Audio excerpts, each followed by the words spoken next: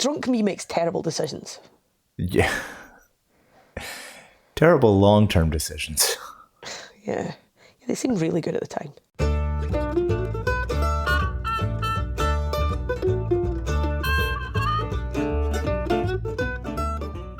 Hello and welcome to Lexitecture, a podcast about word origins and histories.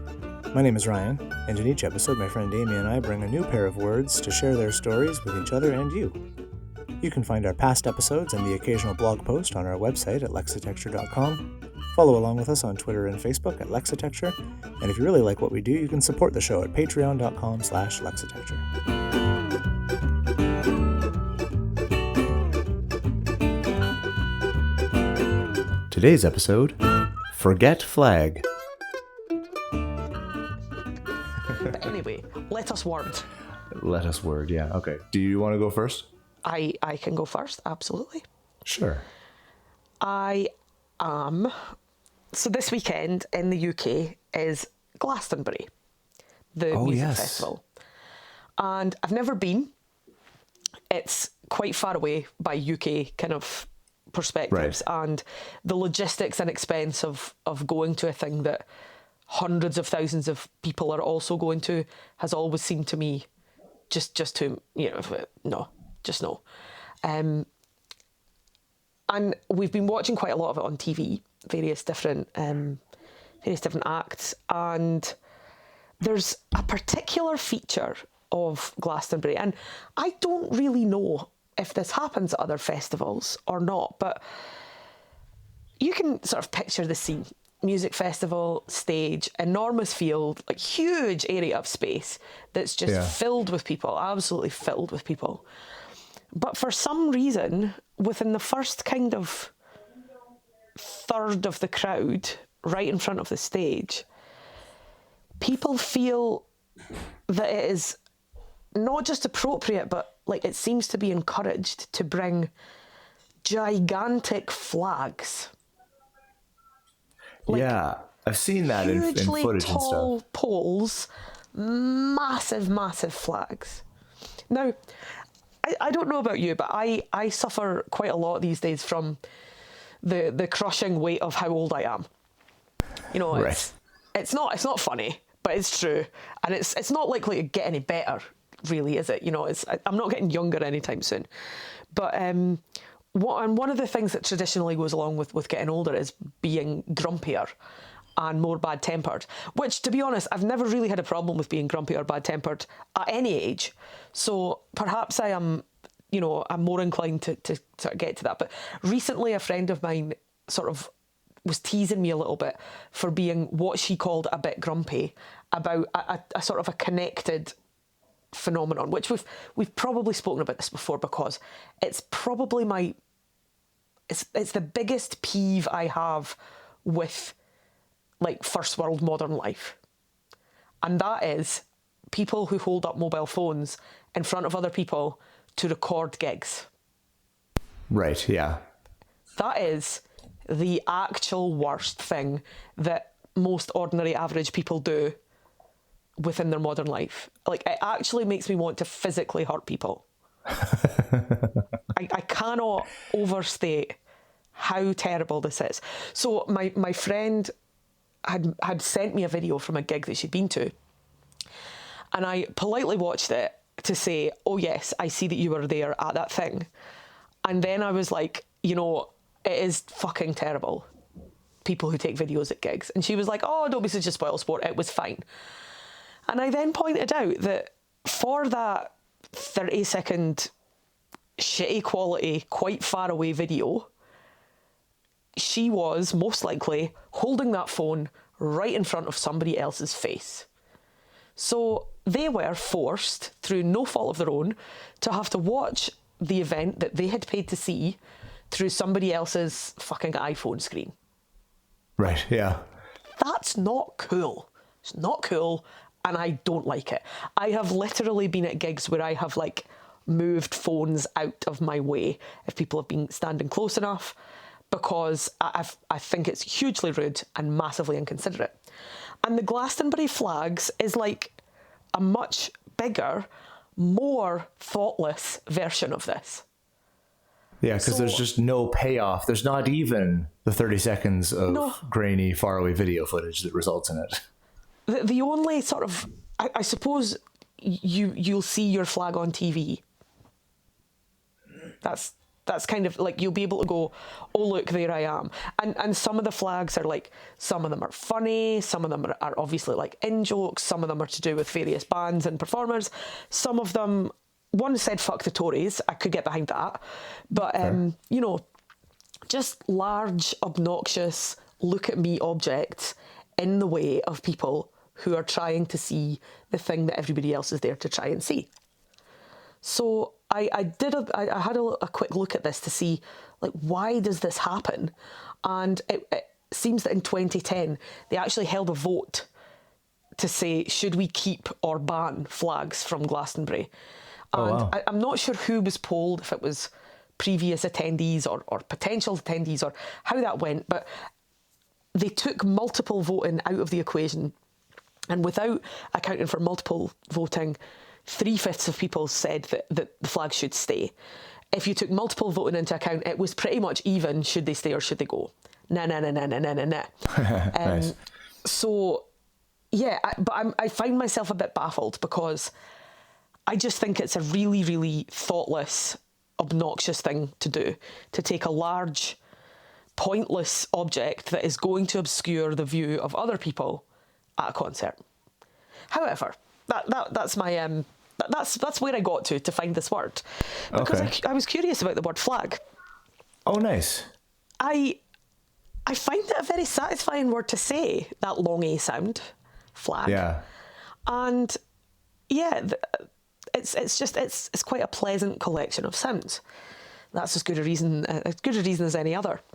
And so I started along the journey of discovering what could I find out about the word flag.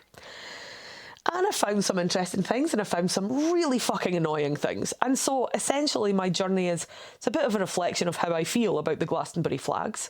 On the one hand, you go, oh yeah, look, there's a picture of a thing, how nice. And on the other hand, you're like, but that's super annoying, don't do it. Anyway. Nice. I'm excited. So I started off with OED, of course, and was hugely surprised to discover, first of all, guess how many entries there are for the word flag, just the word flag. Oh.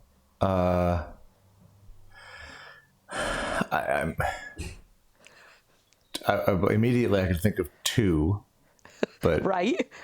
I was about the same. There are 14. What? Yep. So, very quickly, I don't just want to talk about usages for 100 years, because there's interesting etymological things to say here, but the earliest usage, which is not at all what I was expecting, and it's quite a few of these usages have that very interesting but also very annoying phrase of unknown origin. However, the earliest usage, from about 1387, refers to one of various endogenous plants with a bladed or ensiform leaf. Isn't ensiform a lovely word? Mostly growing in moist places. So a flag is a rush, a type of flower, a plant. Okay. So you have their herds found him among Moray flags and sprays and sent him to Scylla. This is the 1387 from R. Higden's translation of Polychron. I have no idea what any of those words mean, but I like the way they sound. So much of my life really could come down to that. No real reasoning. Sounds good. Let's go for it. So 1387 is where we start with this word. I was kind of surprised to find that it wasn't earlier than that, to be honest, because I felt like a flag might well be a thing that has been around for a long time. But of course, at that point, at the start of my kind of exploring, I was thinking about flags, pieces of material that are waved. So it's not until the 4th Nin usage that we get to that. So if we want to go in order of date, we've got that 1387-ish reference to the plant. Right. And then we get 1440, we have a flat slab of any fine-grained rock, which may be split into flagstones. And that was one that Okay. I was like, oh yeah, of course. I didn't think of it immediately, but that's what a flag is. We then get 1486, the quill feathers of a bird's wing. I didn't know this one, but interesting. Yeah. We get 1530, a piece of cloth or stuff, usually bunting, varying in size, colour and device, but most frequently oblong or square. This is the sort of flag that twats are waving around at Glastonbury this weekend. 1535, we get, I did enjoy this one, an opprobrious term applied to a woman. The word opprobrious is pretty great. Yeah. A flag in this sense is like a large, clumsy woman. And I think I may identify as a flag in that particular case. I'm out of order, sorry. We also have around about 1522, a blast or gust of wind or a squall, and a flag of fire, as in a flash of lightning, which is quite pretty. Oh, that's interesting. We get 1567, a groat, which was a coin, 4p. Okay.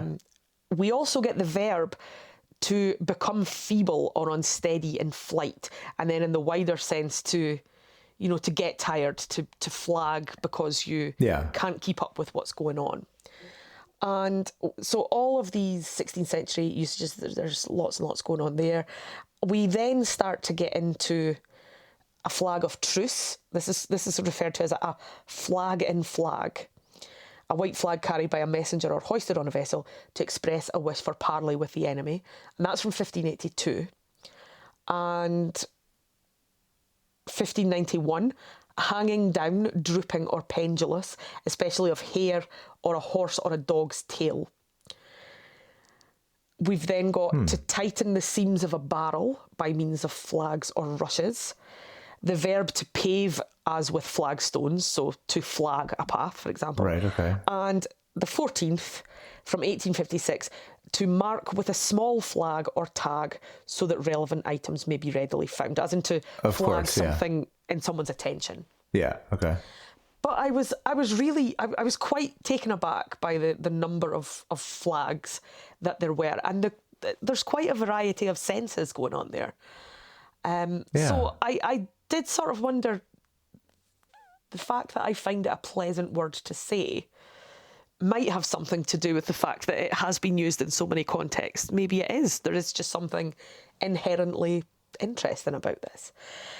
Etymologically, so much of unknown origin, of obscure origin. And this happens all the way from the 1387 flowers and to the paving stones, the piece of material that's waved. And the OED tends to stick with of uncertain origin throughout, of unknown origin. Now, there are lots of Germanic languages that use the word flag to describe a piece of cloth attached to a pole used for a signal or a decoration. This similar words are found in Danish, in Swedish, in Dutch, and in German. So we're solidly in Germanic kind of settings. And the point is made too that it may plausibly be supposed to be an onomatopoeic formation, And the OED theorises that it's about expressing the notion of something flapping in the wind. So there's a Middle Dutch word, vlageren, which means to flutter. It says if the word is of English origin, there are other possibilities. It might be a transferred use of flag, the flat thing. And in fact, this is the line that Etym has taken. Right, okay. Which is interesting. Yeah, at this point I kind of get into a little bit sticky, but I'm fighting my way through these flapping pieces of material to see what I can find out. So the Etym lists flag, noun 1, as a cloth ensign. So this is sort of where they started. They haven't bothered with these sort of slightly more obscure usages of the word. And it also makes the point that in all modern Germanic languages, there is a similar word. But it does seem to have been first recorded in English. And it states that it's likely connected to the verb flag, which means to flap about loosely.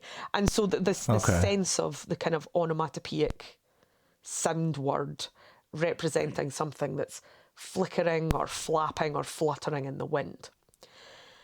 However, they also note that the flat stone for paving is perhaps from the extended form of a PIE root. Now, the original PIE root is P-E-L-E, and it means flat or to spread. They then, the extended root is plaque, P-L-A-K, and again, they've just glossed that as a Proto-Indo-European root meaning to be flat. Now, cognates listed here on Etymonline, it forms all or part of flag, as in a flat stone for paving. It gives us flagstone.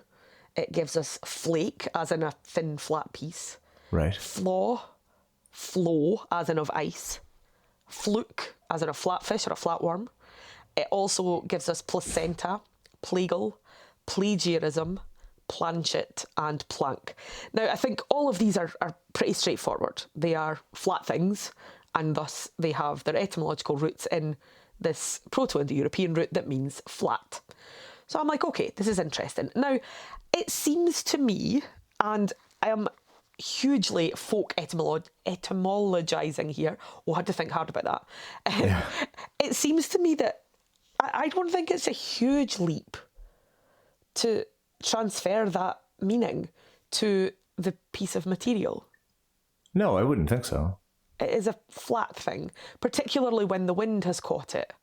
It looks like a single piece of, when it's fluttering. I suppose if you want the onomatopoeic sense, the flat sense is maybe a little bit more tenuous. But right. Yeah, I did sort of wonder about any potential crossover there.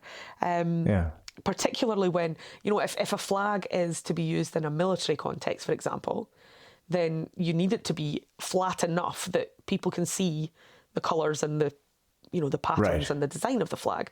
So I was a little bit curious about that. As a small side note, plaque, this Proto-Indo-European root meaning to be flat, there is a second Proto-Indo-European root, plaque, exactly the same spelling. And this one means to strike. And the reason it caught my attention is because one of the cognates from this root is the word plectrum. And I thought that was rather pleasing.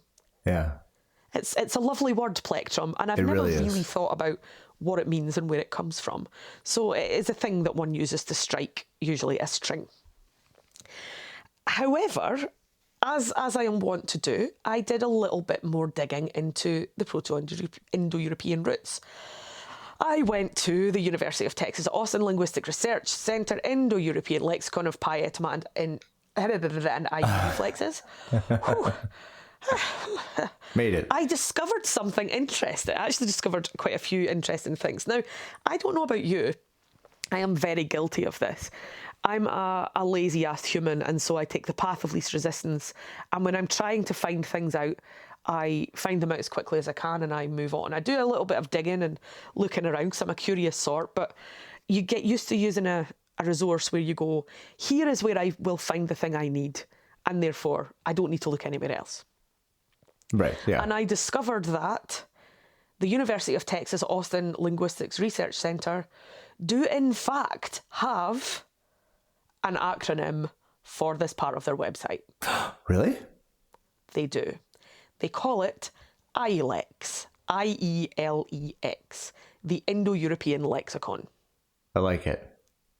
So it'll save me a bit of breathing and perhaps speed things up a little bit if we're talking about this. But I am referring here to IELEX, which is a feature of the University of Texas Austin's Linguistic Research Center, their Indo-European lexicon. So yeah, I was quite amused to find that after all our attempts to make this a little bit briefer for ourselves, actually it already exists.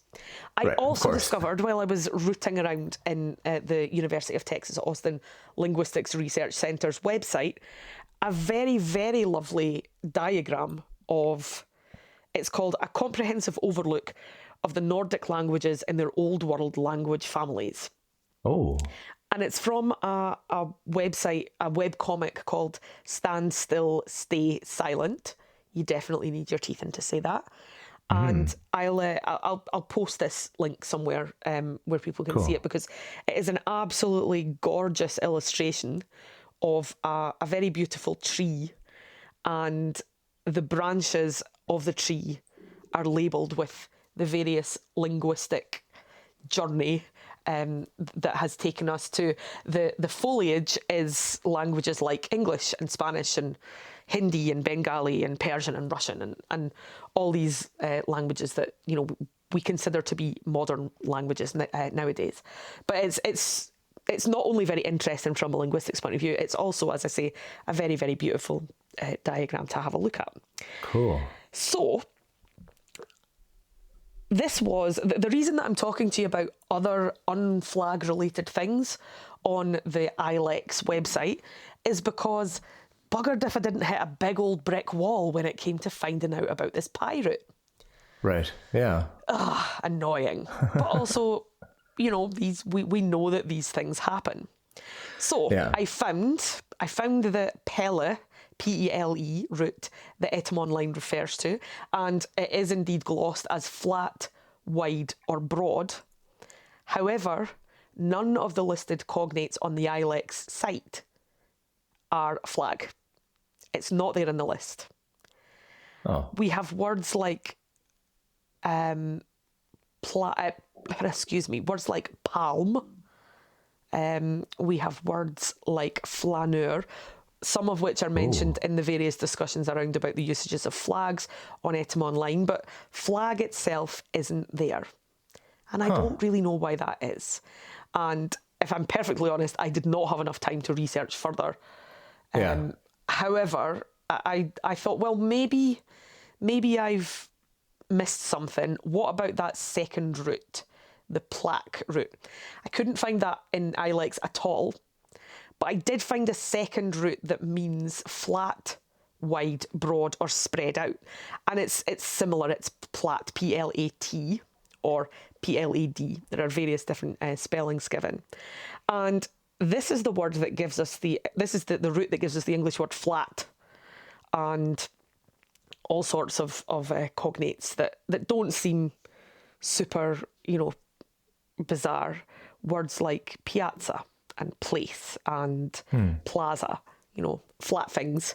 However, once again, the word flag does not feature. So I headed off to the American Heritage Dictionary and their index. And once again, I found that the root was there, but the word flag was not. So interesting. Rather like my take on the flags at Glastonbury, I found that the word flag it's varied, it's interesting, it has all sorts of avenues to explore, but ultimately it's a little bit frustrating and it has left me flat. Wow. Yeah, it's always really interesting when that happens, because like you get one source that says, oh, this is connected to this, and then just absolute crickets everywhere else. And it's like, it's you know, I am a patron of Etym Online. Yes. It is a site that, in my opinion, is well worth paying for. And, you know, this podcast, well, my research for this podcast would be dramatically more difficult without it. It's a fantastic resource. And the owner of the site has written quite a bit recently in emails and posts about how it came about. And essentially he is just a guy who is interested in these things. Yeah. And when he started compiling the site, all of this information existed in various books and nobody was bringing it. You know, the incredible job that he's done has been to bring this information together so that you don't have to spend hours and hours and hours in dusty libraries. Not that I'm averse to spending hours in dusty libraries, no, don't get me wrong. Of course. But, you know, the information is there quickly and easily. And he often writes about the fact that it's now such a big site that meaningful editing and change is a massive, massive, overwhelming task. Yeah. And, I think that's, that's entirely reasonable. When you think about how a work like the Oxford English Dictionary came to exist, we've definitely talked before about, is it Simon Winchester that book is written by? Yes. We both read it in Korea, didn't we? You gave it to me, I think. Yeah, I think so. Dear listener, if you don't know what we were talking about, which is reasonable because I am being very cryptic for some reason, but there's a fantastic book by Simon Winchester about the genesis of the Oxford English Dictionary. Ryan, do you remember what it's called? Because It's called The Professor and the Madman. The Professor and the Madman, thank you. It is an absolutely fascinating read. It's so fantastic. As is everything else by Simon Winchester that I've ever read. I mean, yeah, you make a good point. All of his stuff is unbelievable. The story, I would have been there for how did the Oxford English Dictionary first come to exist anyway. Yes. That story would have been of interest to me.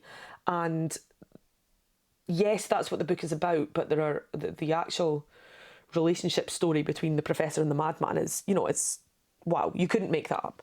Oh, it's awesome. Anyway, TLDR, the OED was compiled by a huge body of academics, scholars, employees, but also lots and lots and lots of volunteers.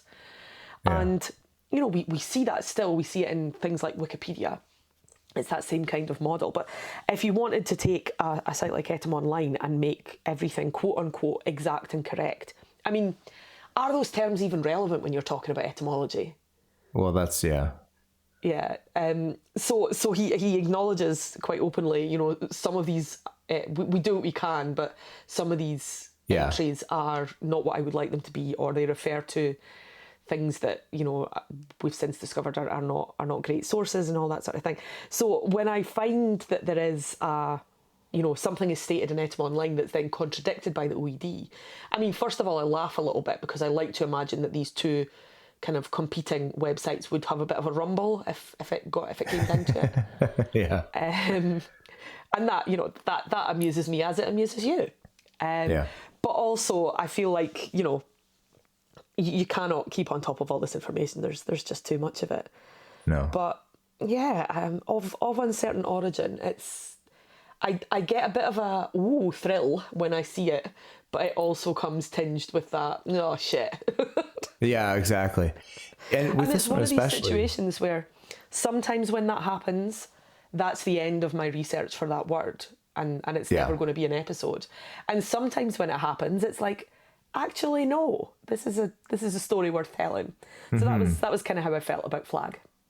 Yeah, in this case for sure, just because it's so interesting that several of like you say, folk seeing our way through it, I can make up my own connections between so many of those things either way. Flagstones being flat, flags being flat when they're laid out, flags being flopping around in the breeze, horses' tails and reeds and stuff doing the same thing. Like there are all these connections, but it's just so it's fairly tantalizing. Very cool. We appear to just be spending the last couple of episodes really rounding out the letter F on our section of our website where we let people browse by word, because my word today is forget. Oh, nice. And for a word that means what it does, it has stuck around for a very long time and retained pretty much its exact same form and meaning, which is kind of ironic. I am fascinated already because I am a hugely forgetful human being. And I think I'm not surprised to hear that the word has been around for a very long time, because I think it's a very particularly human trait to forget. Yes. Yeah, it's actually, so the OED citation list begins with good old King Aelfred a work from the year 888. So satisfying. the date's easy to remember anyway. And so, and I was about to make a very niche joke that you wouldn't have understood, and neither would most of the well, I don't know. If you grew up in Great Britain around about the same time as I did, then 888 is of particular significance. Okay. Because back in the past, before the internet, there was a system on TV called CFAX. And I don't really know how to describe CFAX to somebody who's never seen it before. You press the button and a black screen appeared that had white, magenta, cyan, the other one, yellow text on it. And it kind of looked like early dot matrix computery style. Right. And CFAX provided, you could get like news and weather, and there were various different pages. The slogan for it was "Page the Oracle." And what? So you could press the button, go to, and there were 3 numbers that you typed in to find the appropriate page. But 888 was the number that you pressed on CFAX to get subtitles. Sorry, and when was this? This was in like the 80s. I'm finding myself wondering when they turned off. There was a definite like it was ended. So in the 80s, on just regular TVs, you had all this like metadata, subtitles, and so this sounds weirdly futuristic for the 80s. Here's what Wikipedia says about it. CFAX, punning on C-facts, which never occurred to me until this very second, was the world's first teletext information service and a forerunner to the current BBC Red Button service. CFAX was started by the BBC in 1974 and ended after 38 years of broadcasting at 23:32:19 BST on the 23rd October 2012. Wow, I didn't realise it had gone on for quite as long. Yeah. So there was a 3-digit page number. And sometimes CFAX took ages. But you would get it. There was a quiz. Bamber Boozle was this sort of fictional quiz master, and you could do the quiz. People used to buy holidays via CFAX too. I can't even get my head around how this, like, you say it took ages for this to happen. I'm going to have to send you some pictures. In Canada, it took until 2012 at least to be able to do a quiz on your TV. Like, we had to wait for the internet and smart TVs to catch up. Like, this is blowing my mind right now. Yeah, I don't know what to tell you. And until did people see this as a marvel of technology? This is a mammoth interruption, even for me. But until you said it, it hadn't really occurred to me that you wouldn't know what I was talking about. No. Yeah, there is a dynamite Christmas jumper that I think is perhaps sold by Jim'll Paint It. You must be aware of Jim'll Paint It. He's a guy who does he uses Microsoft Paint to produce these incredibly detailed, very beautiful, hugely hilarious sort of satirical pictures. Okay. He posted one over the weekend that that's called "The Queen is Dead, Long Live the Thing," and it's like a mashup of Prince Charles, now King Charles, Queen Elizabeth, and the Thing, and the chestburster alien. Basically, you must find this guy. His work is incredible. I must have sent you the stained glass Terminator window.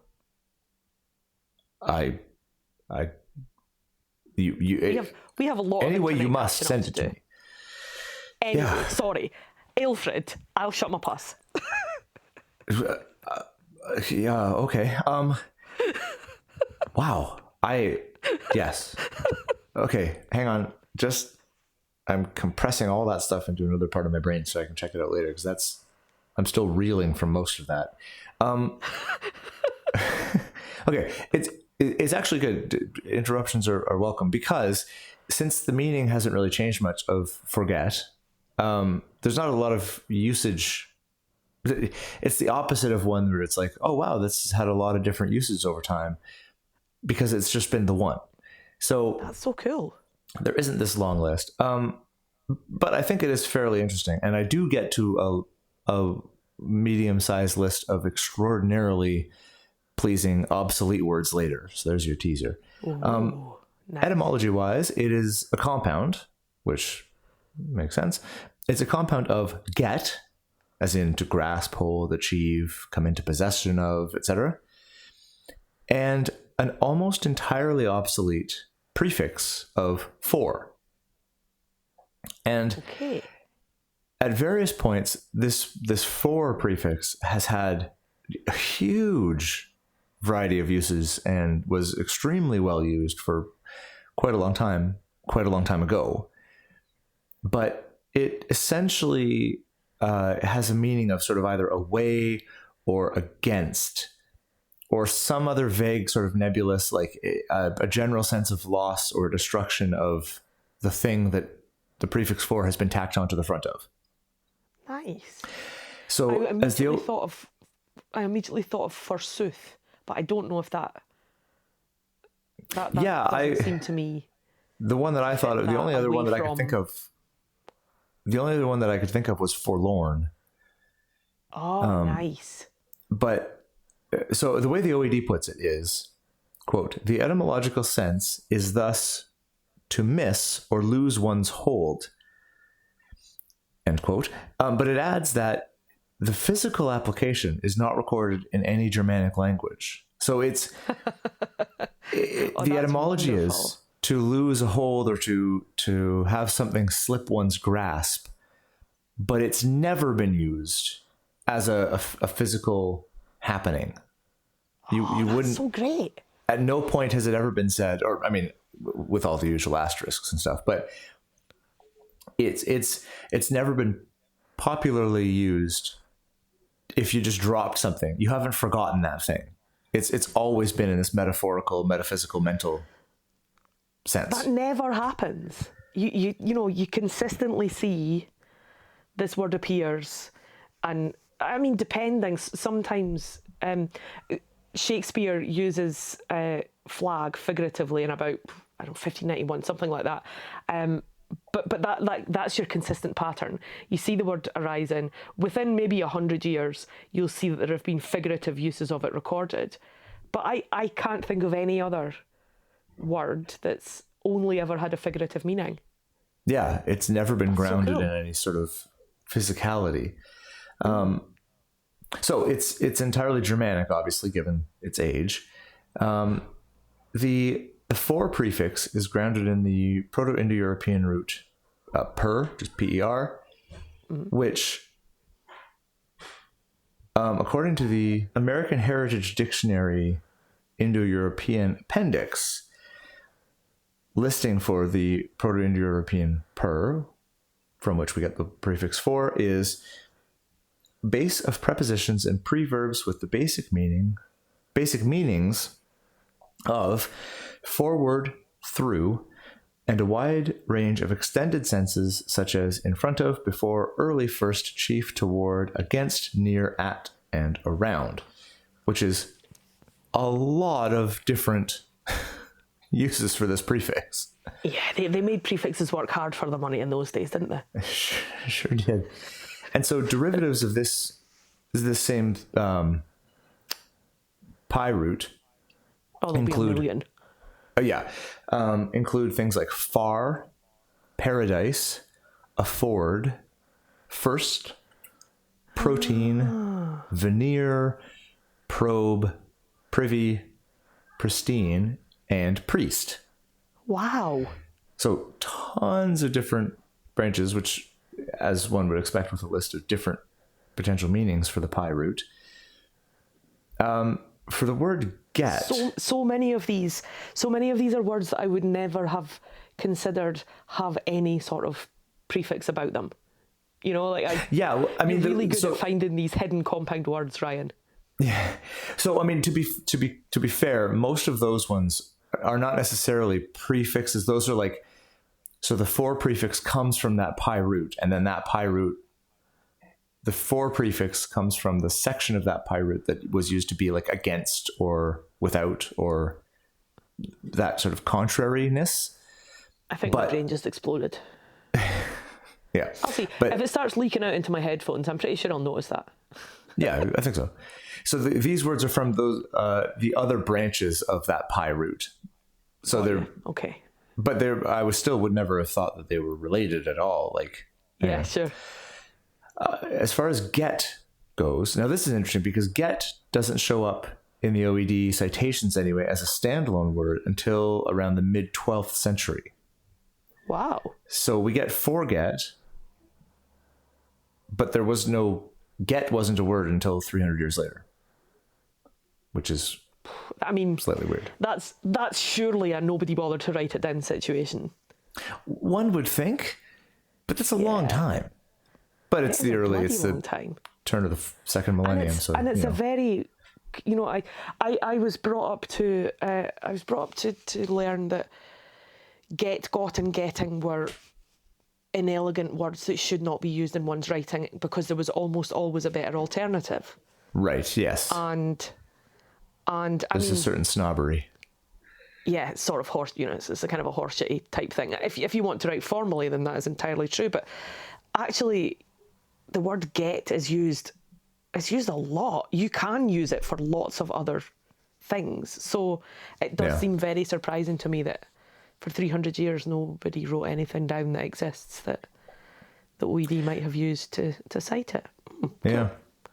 Ultimately, get comes from a pi root gend, G-H-E-N-D, meaning to seize or take, which gives us the sort of hend in words like apprehend or comprehend.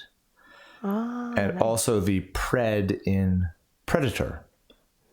So a predator is one that grasps or seizes or takes something else. Yeah, nice.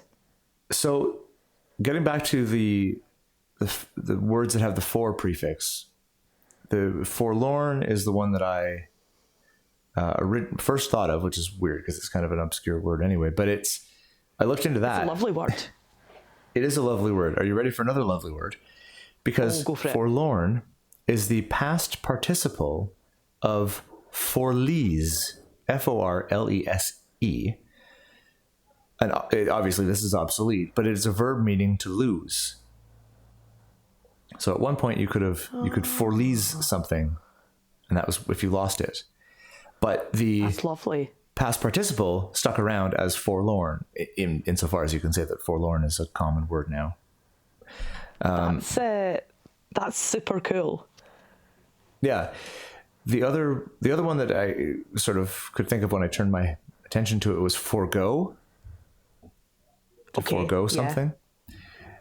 However, now we get into the fun list. I'm wrapping it up with this, but obsolete words, including the for prefix. Are you ready? I'm ready.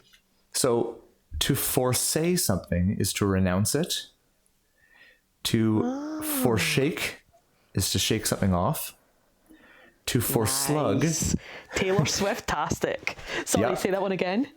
To forslug was to neglect through sluggishness. Forslug. Forglut means to waste in gluttony. If awesome. That's what I've been doing all weekend. Yeah. If you were for-roasted, it means you were tortured by roasting.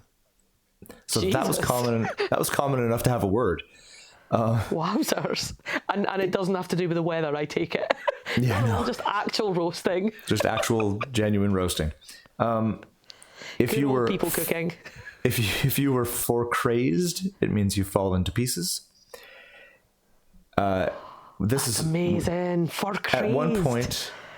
At one point in our lives, usually as children, I would imagine, we have all been forflitten, which means scolded above measure. If you leave something in the fryer too long, forflitten. Yeah, F-O-R-F-L-I-T-T-E-N. That's amazing. Why did we get rid of these awesome words? I don't know. For fried is just too much fried. Excuse me, I'm Scottish. I take that as a personal insult to my heritage, culture, and nationality. But surely, if anyone from any country was to appreciate the fine line between something being fried and forfried, if you've burnt the deep fried thing, you have forfried it. There is no such thing as too much frying. This shall not stand. If you are forswunk, you are exhausted with labor. So just you're overworked. Forswunk. SWUNK. Yep. Forswunk. And my personal favorite, and this one genuinely just baffles me, which is it's appropriate. It's very, so keep in mind, this is a very old word, and it's an old obsolete word that genuinely has an entry in the OED, but it feels like something. It sounds like you're introducing your racist grandfather at this point. No. Bear in mind, he's a very old man. He's from a different time. Well, I say that because it feels like it's one of these like later words made up purposely for to fit with the meaning. It is forglopned. Forglopned. Forglopned. And it means overwhelmed with astonishment. Forglopned. That is me right now. I know. Yeah, so forglopned was nothing an actual about that thing. word nothing sounds real about that word. This is what I mean. It sounds like a Douglas Adams innovation. Yeah, 1000%. Like it's nuts that word was around many years before Douglas Adams was alive, because it feels like he made that up. Yeah, forglopned. If you're overwhelmed with astonishment, you have been forglopned. And that seems like a good things to end on. So nice, fairly straightforward, simple word that has meant the same thing for nigh on 12 centuries now. Wow! But it led us all to be quite forglopned in the end. I'm so forglopned right now. Or might it be forglopened? It might have once been, but it was definitely the PNED. Yeah. Forglopned. Forglomed? No, I'm just being silly now. Oh, I don't even care if I'm pronouncing it wrong. Yeah, I mean, I do like to take odd-assed English words and iterate as many pronunciations as I can think of. Because, English spelling and morphology is such that you can do that all over the place with all sorts 100%. Of words. My favorite intentional... Also have, sorry? I was just going to say, my favorite intentional mispronunciation of words is when you pronounce words that end in CLES as though they're ancient Greek heroes. So I have to put on my spectacles before I ride my bicycles. Like Aristotle and Chipotle. Yeah, exactly. One. When you come in from a hot day, there's nothing like serving up a bunch of popsicles. I'm very fond of Coinky Dink. Oh yeah, that's a great one. But so yeah, there's so many of these words in my life now that sometimes I forget I know how to do the England. And I just sound for crazed. Oh, for crazed. For crazed is great. That's the title of my autobiography right there. It should be. For swunk and for crazed. I think maybe the best autobiography title I know of is Vic Reeves. Now, do you know Vic Reeves? I know I know who he is, but I don't know much. Yeah, but because you know Bob Mortimer in all sorts of contexts from all sorts of panel shows and lovely things. But yeah, so Vic Reeves was Bob Mortimer's comedy partner, and he's a different sort of chaos to Bob Mortimer. But my God, I don't think I've ever seen two comedians work so well together. Yeah, the things I've seen of their work together has been pretty outstanding. Oh, it's just awesome. Yeah, they were great. And his Vic Reeves is his stage name. His name is in fact Jim Moir. So Moir is spelled Moir. And his autobiography is called Me Moir. Memoir. Yeah, really nice. I like that a lot. I like his... I'm a big fan of his song with the Wonder Stuff, Dizzy. More uniquely British things from the kind of late 80s, early 90s. Yeah. So yeah, there's a Forgot flag. Yeah. Flag forgot. I love that forget has never ever been, it's always been figurative. It's always just been a thing that happens in your abstract mind. That's fab. That blew my mind because it makes so much more. It would make so much sense for it to have done the usual thing, which was either to start physical and end up being used in a metaphorical sense, a figurative sense, or vice versa. And the fact that it's the fact that the two parts of the word, it's not as though the meaning is abstract and obscure. It is something that absolutely could have been a physical. I had that thing in my hand, and then I forgot it. I dropped it, or I lost grip of it. But yeah, that's not what not what it's about. Yeah, no, it's super crazy. Cool. It's very cool. Nice. And that's it for another episode of Lexitecture.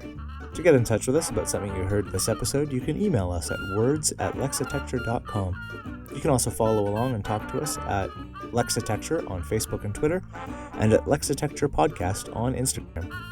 For back episodes and the occasional blog post, visit us at Lexitecture.com. Thanks very much, and we'll talk to you again soon.